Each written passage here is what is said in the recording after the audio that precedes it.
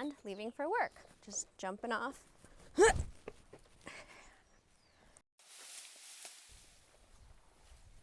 So some of you guys may already know Luna. She's been in some posts and some pictures. This is Mariana. She is a neighbor's dog who is not taking great care of her, and she decided to leave them and come hang out with us. So she kind of follows us. We feed her, but she's an outside dog, and Luna is an inside dog with us.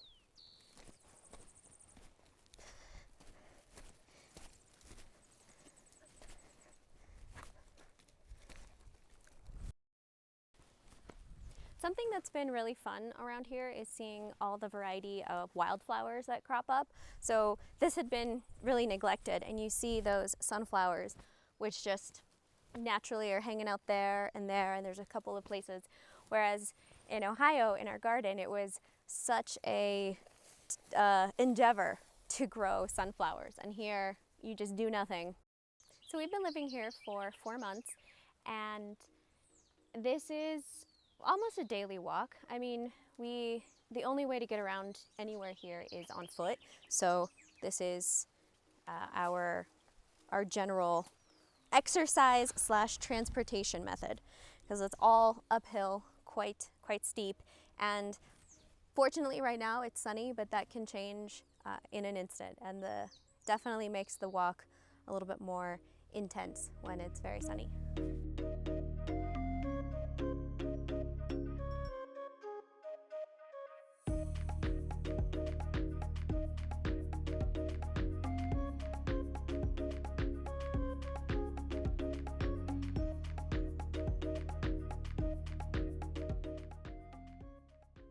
So we just did the first leg of the walk to work, and the first stop is the old drying facility. So here you can see where an electric silo used to be.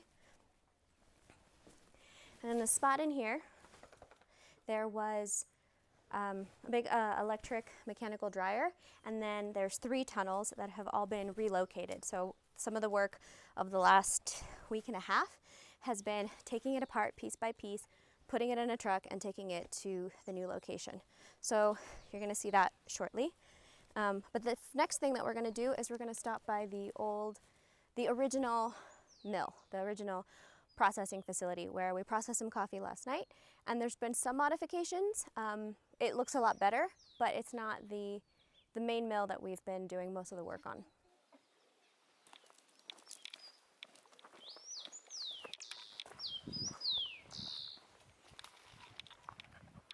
To the left behind me are some dorms where a lot of the workers live.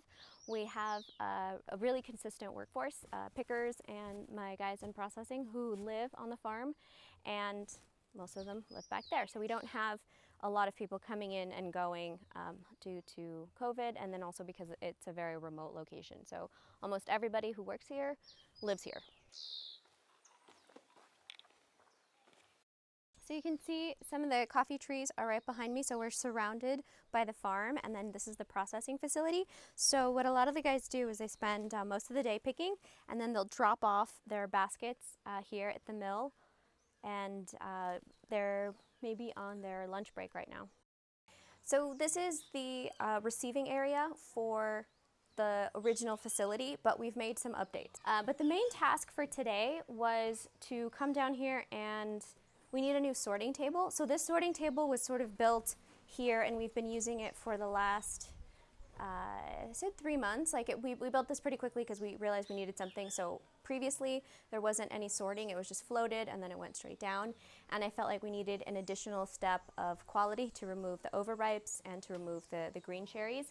And so we created this table very quickly, and as we've been using it for a couple of months, we find some of its limitations. So we're here to measure for a new table for here, and then we're also going to need another sorting table down at the main mill. So some of the issues with this table are it's actually quite narrow, and when you have people on both sides, it's not that comfortable to work. So the first thing that we're going to do is we're going to make it wider. We're going to make it the width of the hopper of the receiving bin.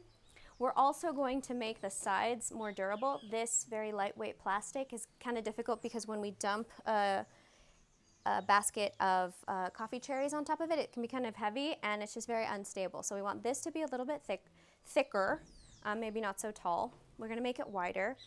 So another rookie mistake is wanting to have the stainless steel or having a very hygienic material.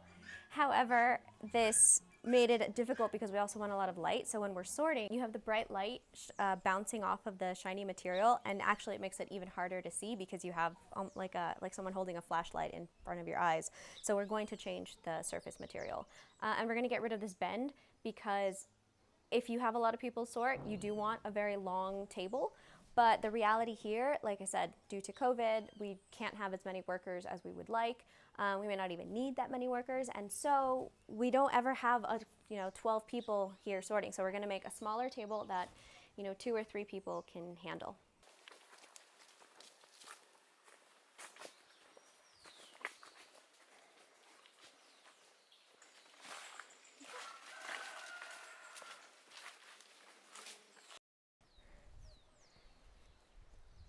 Do you see the verticality down and up? Like, I don't know that coffee trees should be growing here. It's like an extreme sport for the coffee pickers because, as you can also see, it's a pretty bare mountain. So there's not a lot to grab if you miss a step and have to like roll down the hill. So you can see where we started, our house, the cabins. You can see we made a pit stop at the old beneficio, and now we've been walking kind of parallel to the mountain towards the main beneficio where most of the construction has been taking place. And so we finally made it, and we're kind of coming in the back end, the top of the mill, and we'll see down there.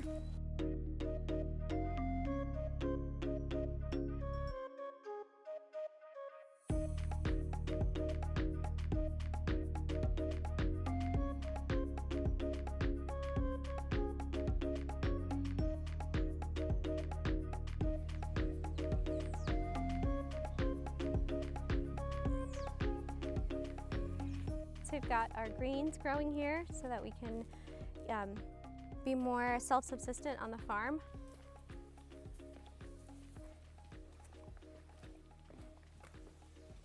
Are you on me?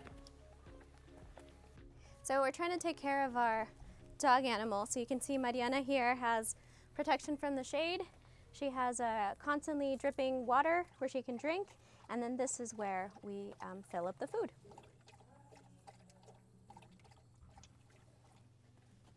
And then a little doghouse for nighttime. She seems happy there.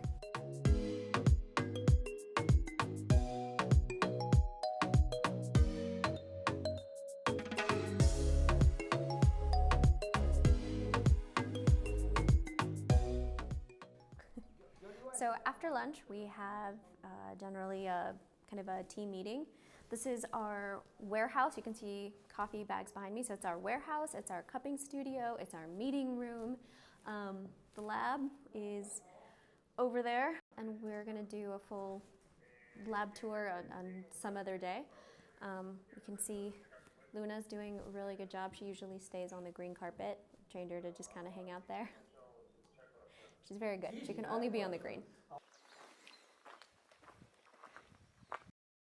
So everything's kind of a mess right now, actually a really big mess, but you can sort of see some of the progress that we've made. So we've been in this active construction site for about 3 months, just about. So that is the future lab up there. This is a tiny baby Guardiola that we're very excited to have because the weather here is really difficult. We're gonna be moving the tanks with one of these pallet jacks. So that's super exciting.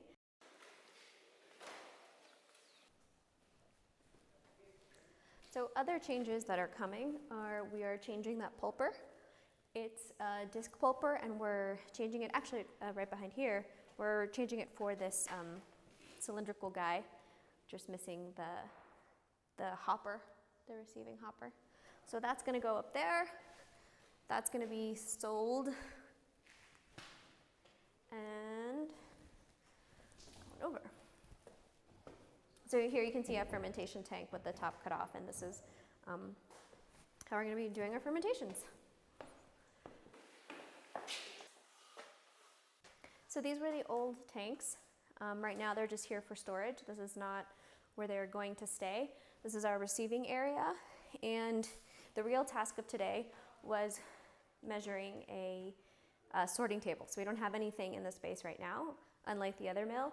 Here we need to make it from scratch, and you can see one of the challenges is that the floor is uneven on this side. So, and then we also have this cutout so that we can angle the table and just feed this hopper, which is very dirty right now. So you're getting a real behind the scenes look. And like I said, this is all construction mess. So we're not trying to impress anybody right now.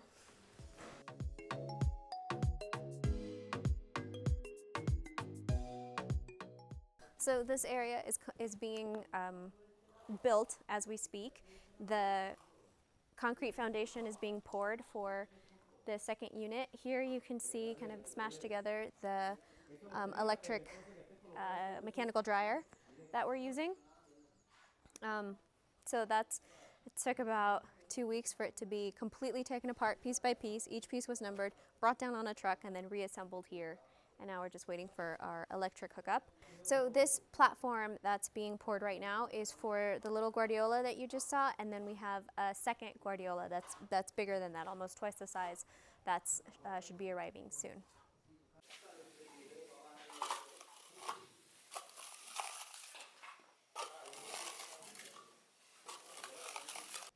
Sí, vi el video. Súper bien, ajá. Por dentro las paletas, el problema que tenían, que las paletas no funcionaban allá era porque a lo que agarraban el café, ellos se subían, yo le dije a él que había que hacer algo, entonces le tomamos la medida, o sea, que no pegara en nada en el piso y la soldó, de que quedaran pías. Entonces ya al dar vueltas, el café va a estar, se va a revolver, ¿me entiendes? Y ahí por ese lado ya estamos bien.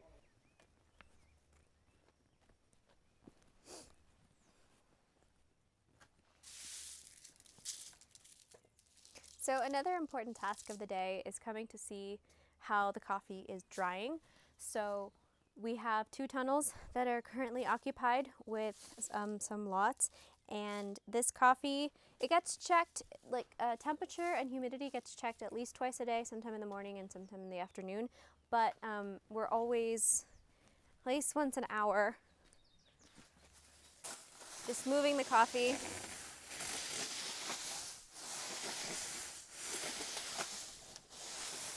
With the equipment like this, so that we have more even drying. It's not just drying on the surface and the stuff underneath is staying kind of wet. We still try to keep it a pretty thin layer, but still there's a couple of pockets. So this moving is pretty important. This coffee right now, I can tell you, is at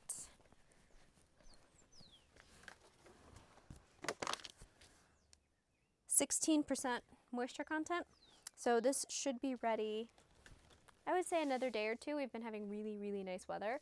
Sometimes the coffee can be in here for 20 days if it's very rainy and cold, but we've had some very lovely weather. So the coffee here is drying in about 8 to 9 days. So along the road right next to the tunnels, we have kind of a makeshift garden. We're just trying to plant food wherever we can. So you can see corn planted here. This is all squash. And in between the squash, there's also some tomatoes growing here. Corn, more squash. Here you can see a couple of the gourds are finally starting to bear fruit. More corn, cherry tomatoes, more squash. And then on the other side, you can see a row of coffee trees as well.